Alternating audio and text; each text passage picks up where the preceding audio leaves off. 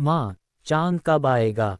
माँ, आज जाएगा बेटी, तू परेशान मत हो। बेटी बड़ी मासूमियत से बोली, माँ, मुझे जोरों की भूख लगी है। दरअसल, मैं आपके लिए व्रत हूँ, मैंने सुबह के नाश्ते के बाद कुछ नहीं खाया।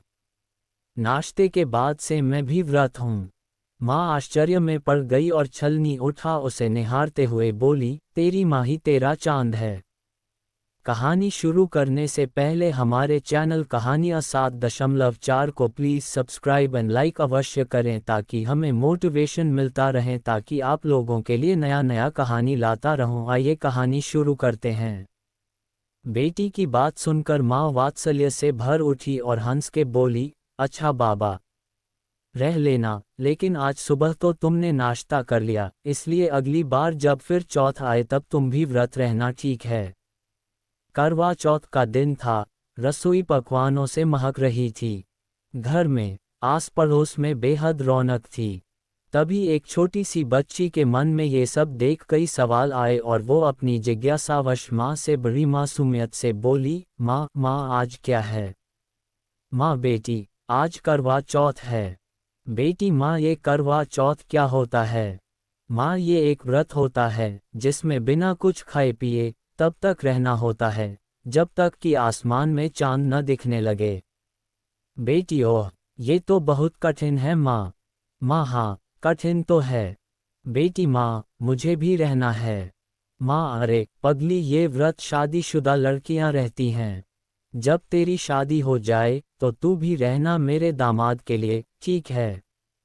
बेटी, माँ, आप कितने सारे व्रत करती हैं, कभी पापा के लिए, कभी मेरे लिए, कभी घर की खुशहाली के लिए। आज आपके लिए मैं व्रत करूंगी, क्योंकि इतना कठिन व्रत अगर किसी के लिए रहना चाहिए तो वो है माँ, यानी आप। इसलिए आपके लिए मैं रखूंगी यह व्रत।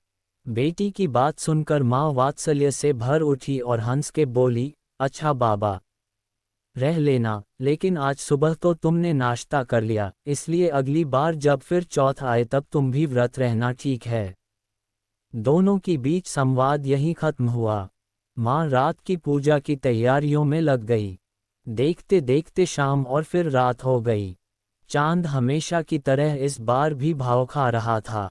आस पड़ोस की सुहागिन सब उसके इंतजार में थीं। तभी बेटी आए और बोली, माँ, चांद कब आएगा? माँ, आज जाएगा बेटी, तू परेशान मत हो। बेटी बड़ी मासूमियत से बोली, माँ, मुझे जोरों की भूख लगी है। दरअसल, मैं आपके लिए व्रत हूँ, मैंने सुबह के नाश्ते के बाद कुछ नहीं खाया। नाश्ते के बाद से मैं भी व्रत हूँ। माँ आश्चर्य में पड़ गई और छलनी उठा उसे निहारते हुए बोली, तेरी माँ ही तेरा चांद है। मुझे देख और जल्दी से कुछ खा लो बेटा।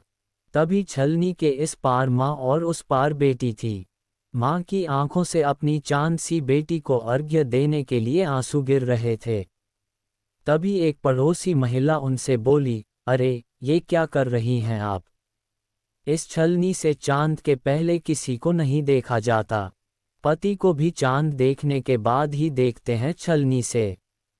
माँ मन ही मन मुस्कुराए और सोचने लगी, मेरे इस चांद, मेरी बेटी से पवित्र और भला कौन सा चांद होगा।